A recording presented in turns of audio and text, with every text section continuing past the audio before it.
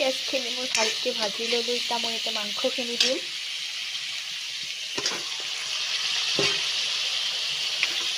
মাংসখিনি দি অলপ ভাজি ল'ম। তাৰপিছত হালধি, ৰং গুড়া, যি আৰু মছলা ব্যৱহাৰ কৰোঁ আমি মই দিম তাতে। এনেকুৱাকৈ ভাজি লৈ দিছোঁ মই ৰং গুড়া, হালধি দি মই ভালকৈ লৰাই দিম। তো পাত আহি আছে, তো মই এতিয়া ঢাকন মাৰি দিম। এতিয়া এনেকৈ ভাজি মই ল'ম। তাৰপিছত এতিয়া মই পানী দি দিম। অলপ পানী দি পেলাই অলপ লৰাই দিছোঁ। আকৌ মই ঢাকন মাৰি দিম অলপ টাইম, 5 মিনিটৰ কাৰণে। তাৰপিছত আৰু আঞ্জা ৰেডি।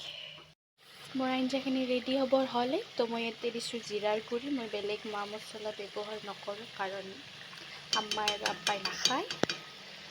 তো কেৱল মই জিৰাৰ গুড়িয়ে দিম।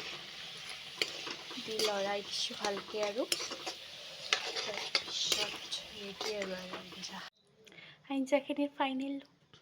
আজিলৈ ইমানেই, বাই।